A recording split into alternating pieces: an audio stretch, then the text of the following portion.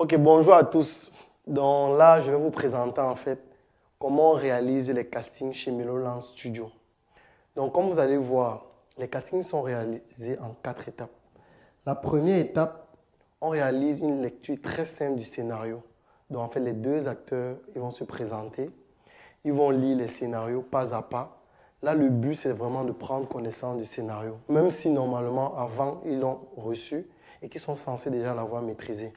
C'est juste le temps que les gars, voilà, ils prennent l'ambiance de la salle, qu'ils prennent confiance en eux, qu'ils prennent le temps de communiquer, de créer une communion, qu'ils vont faire une lecture 1 ou 2 fois, à voix haute, bien évidemment.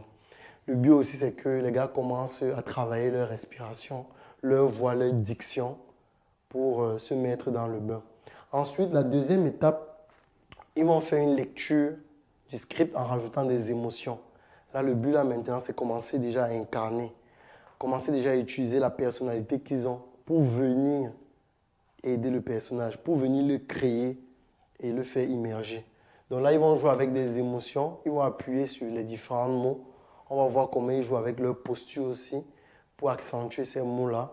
Et c'est toujours de vive voix. Après la troisième partie, là, ils devront jouer sans le script.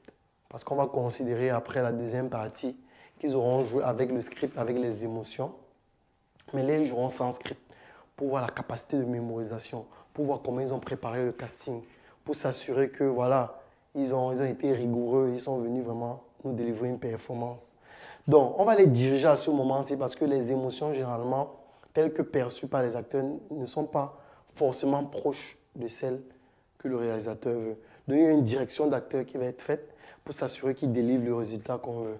Et après, la dernière partie maintenant, c'est ils vont jouer en ayant tenu compte de tous les éléments récapitulatifs qu'on les a donnés comme information. Ils vont jouer en toute liberté, sauf qu'à la fin du scénario, on va leur demander de réaliser une improvisation. Donc là-bas, au niveau de la réalisation de l'improvisation, c'est pour voir à quel point, en fait, ils ont la capacité de jouer avec le muscle qu'on appelle l'imaginaire, avec le si magique, pour voir comment ils développent leur capacité de visualiser la suite de l'exercice. Donc restez avec nous dans quelques instants. Vous allez voir le casting de nos différents acteurs.